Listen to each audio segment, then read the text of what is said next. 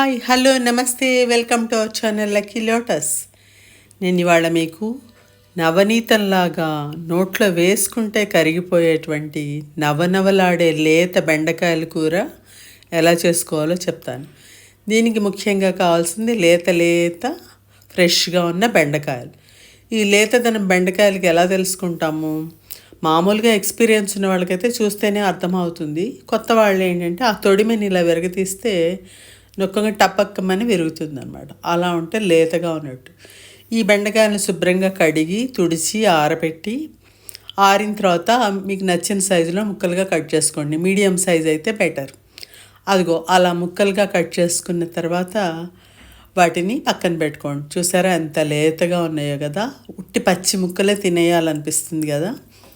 ఈ ముక్కల్ని పక్కన పెట్టుకున్న తర్వాత కూర వండుకునే గిన్నె పెట్టుకుని స్టవ్ మీద దానిలో మనం రోజు రెగ్యులర్గా వాడుకునే ఆయిల్ వేసేసి అందులో ఆవాలు, జీలకర్ర, పచ్చిశనగపప్పు, మినపప్పు, ఎండుమిర్చితోటి తాలింపు వేసుకోవాలి.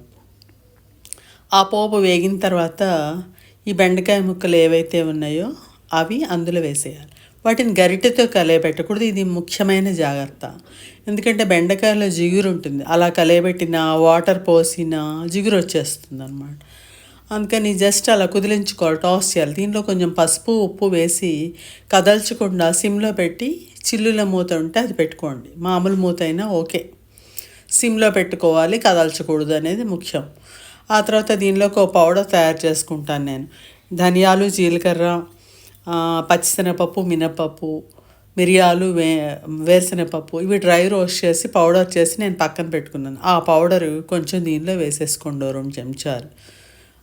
మీ ఇష్టం, ఎంత వేసుకున్నా ఏం ప్రాబ్లం ఉండదు. ఆ పౌడర్ వేసుకొని కూరగాయ ముక్కలు ఒక 60% మగ్గిన తర్వాత ఆ పౌడర్ వేసి ఒక్కసారి ఇలా కలయబెట్టి దానిలో కొంచెం కారం వేసేసుకొని మనకి టేస్ట్కి సరిపోయినట్టుగా మళ్ళీ అలా మూత పెట్టి సిమ్లో పెట్టి ఉంచుకోవాలి. ఈ స్టేజ్లో ఒక్క చుక్క అలా నీళ్లు చల్లుకుంటే ముక్కలు ఈజీగా కదులుతాయి అన్నమాట. ఆ తర్వాత కొంచెం జీడిపప్పు వేసుకున్నాను. అది మీకు ఆప్షనల్. వేసుకుంటే చాలా టేస్ట్గా ఉంటుంది. వేసిన పప్పు అయినా సరే, జీడిపప్పు అయినా ఇలాంటివి ఏవైనా వేసుకుంటే బాగుంటుంది అన్నమాట కూర. ఆ తర్వాత మళ్ళీ ఒక్క నిమిషం మూత పెట్టి తీసేస్తే అదిగోండి కూర రెడీ అయిపోయింది. చూసారా ఎంత బాగుందో కదా. ఈ కూర రోటీలోకి బాగుంటుంది, రైస్లోకి అంతకన్నా చాలా బాగుంటుంది.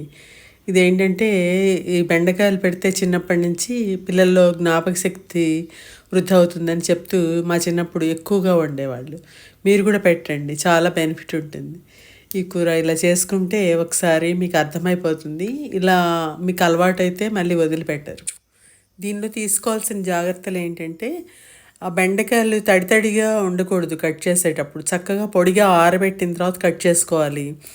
ఆ తర్వాత ముక్కలు పోపులో వేసిన తర్వాత వెంటనే కదిలించకుండా ఉప్పు వేసి సిమ్లో పెట్టి అలా జస్ట్ అలా మూత పెట్టి మగ్గించుకోవాలి.